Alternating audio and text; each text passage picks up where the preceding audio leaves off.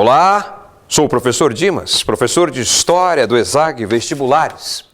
Vamos falar de uma verdadeira revolução intelectual que acontece no século XVIII. Teve início no século XVII, é verdade, mas ganha força no século XVIII, conhecido como o século das luzes.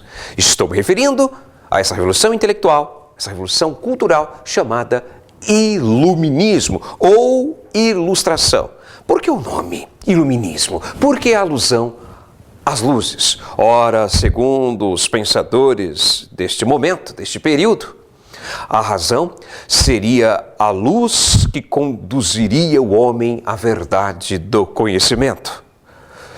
Vamos elencar as principais características do Iluminismo. Dentre elas, o empirismo, a ideia de que o conhecimento só pode ser produzido por meio das experiências, dos sentidos, das sensações.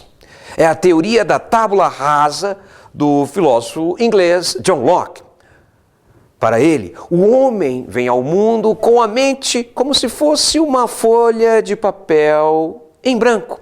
E a partir das experiências, do conhecimento obtido, por meio das experiências, através dos sentidos, das sensações, esta folha seria aos poucos preenchida com o conhecimento. Temos também as leis naturais, o naturalismo. Ora, os homens do Iluminismo acreditavam piamente que não só as ciências da natureza, como a física, como também as relações humanas, são determinadas por leis naturais. Por exemplo, a economia, o capitalismo tem uma lei natural, a lei da oferta e da procura. Essa lei não foi escrita em nenhum local, ela não foi criada, é simplesmente uma lei natural, determina o valor das mercadorias no capitalismo. Temos também o grande expoente dessa ideia, o físico inglês Sir Isaac Newton, com o seu princípio da gravitação universal, um expoente dos defensores das leis naturais. Temos também a liberdade. E aqui eu estou me referindo não só à liberdade de expressão, tão defendida por Voltaire, que supostamente teria dito que pode não concordar com uma só palavra do que dizeis, mas lutarei até a morte pelo direito que tens de dizê-las. Mas não é só a liberdade de expressão, é a liberdade religiosa, é a liberdade política, é a liberdade de um povo que é oprimido por um governo tirânico, teria o direito sagrado de se rebelar contra essa tirania e conquistar a sua liberdade. Um povo oprimido por outro povo ou por outra nação, que poderia se rebelar contra este domínio e conquistar a autonomia. Temos também a igualdade perante a lei. Os iluministas defendiam a igualdade, mas atenção, é a igualdade jurídica, não é a igualdade social ou econômica. Todos os homens nascem livres e são iguais entre si perante a lei. Outra característica importante do iluminismo é o anticlericalismo, a crítica à intolerância religiosa, a crítica à intervenção, à interferência da igreja nos assuntos políticos, nos assuntos culturais, como por exemplo a educação. Um expoente do anticlericalismo é o francês Diderot.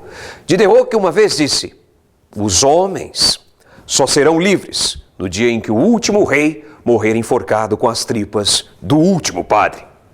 Temos também a liberdade se manifestando no campo político. É o liberalismo político, tão defendido por Montesquieu.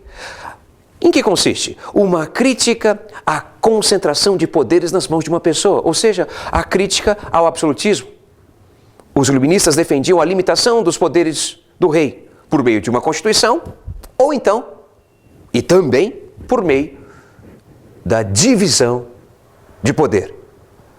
É o que propõe Montesquieu com a obra O Espírito das Leis, a divisão tripartite do poder. 3 poderes: executivo, legislativo e judiciário. Temos também o liberalismo econômico, a liberdade econômica, a não intervenção do Estado na economia. Essa é a principal característica do liberalismo econômico, portanto, uma crítica ao mercantilismo. Um grande defensor, Adam Smith, que dizia que a economia é regida por leis naturais, que não havia necessidade da intervenção do Estado na economia e muito menos nas relações de trabalho. Para ele, a principal riqueza é gerada pelo trabalho. Temos também esta importante e grandiosa obra, que vai reunir o conhecimento de diversas áreas, com milhares de verbetes. São vários volumes de uma obra chamada Enciclopédia. Conta com a participação de filósofos, de pensadores e cientistas de várias áreas do conhecimento humano.